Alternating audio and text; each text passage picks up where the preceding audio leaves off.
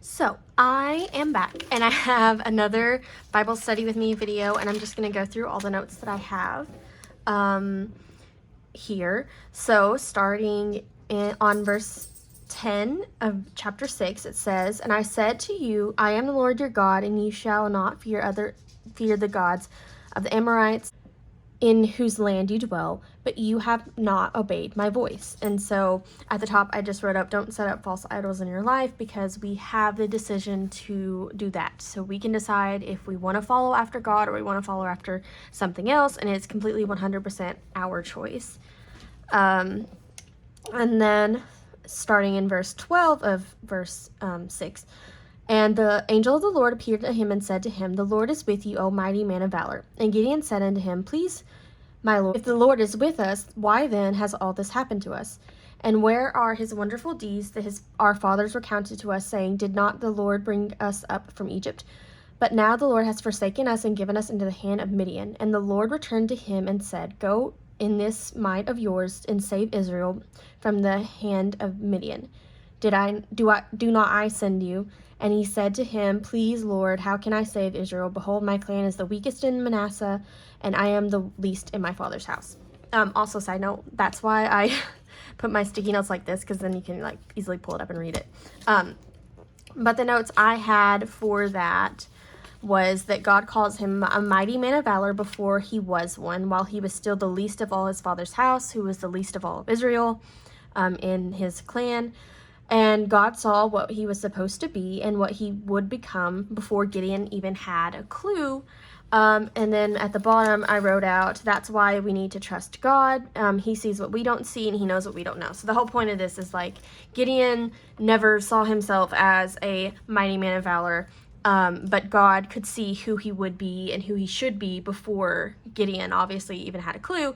So that's why it's so important to trust God, because while it may not make sense to us right now, eventually we'll look back and we'll be like, oh, okay, so that's why that happened. That's where I was leading to. So just trusting in God while it seems like nothing really makes sense. The verse 13, it says, "And Gideon said to him, Please, my Lord, if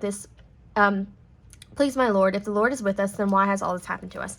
And I've talked about this multiple times, but I had a very traumatic childhood. It was very abusive. I go into more detail about this on lots of Instagram posts. You can probably pull it up randomly and it'll have some form of information about it. But from my personal story along the way, I had to learn that instead of asking, why me, ask, how can God use this for his own glory? How can I use my story to help other people? What might God be calling me to? How do I use this, and how does God use us in a way to where he can get the glory? But anyway, so it takes going from the mindset of why me to, okay, this happened, I can't change it, it's in the past, nothing I can do will change it now. What can I do moving forward to ensure that there is a positive outcome of this situation, is how I had to kind of learn how to process and deal with that.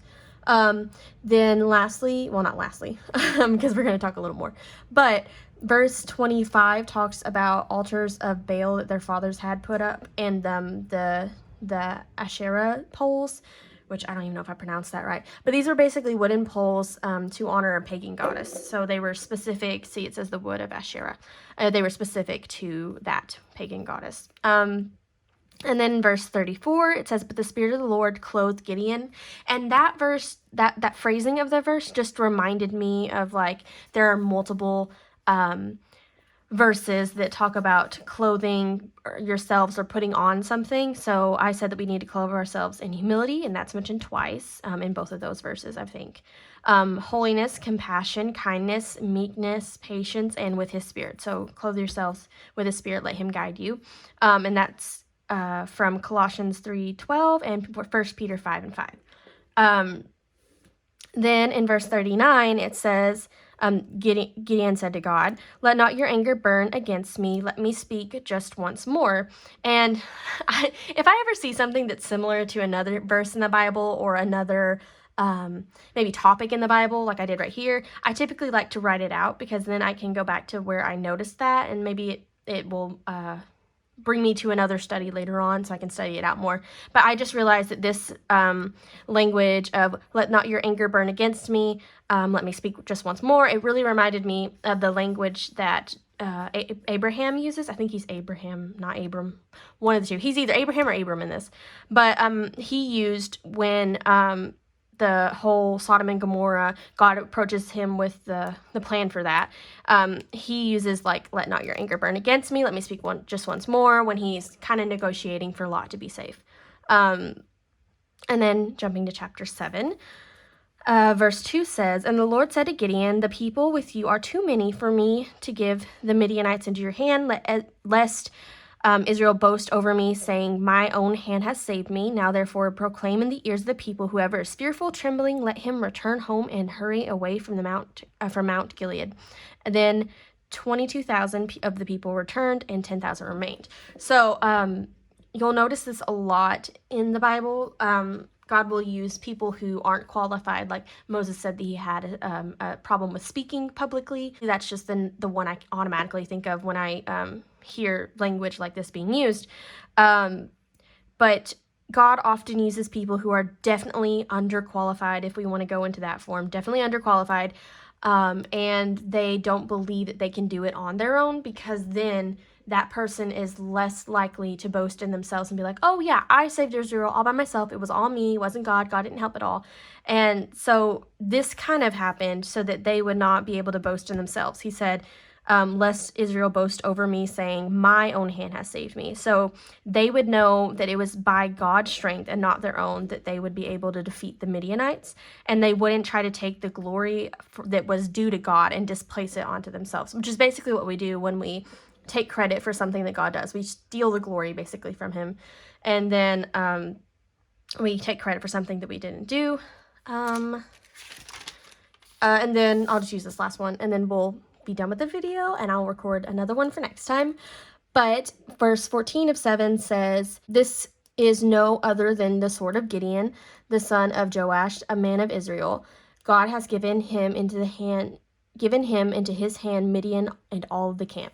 So I wrote out that our deliverance is always found in God. So if you're ever wanting to be delivered from maybe a sin that you can't really break yourself from, anything really, anything we need deliverance over will always be found in God. So that's just kind of my notes over chapter 6 and 7. I'll go ahead and record another one real quickly so that I won't be too far behind, and I'll start posting a lot more of these, because my goal is to start posting them weekly like I used to do like a year ago. But then I got really distracted, and I got bad at always wanting to find the perfect time to record, and then I realized, just like with a lot of things in life, there's never going to be a perfect time, so just, do it while you can. But anyway, I'll see you in the next one.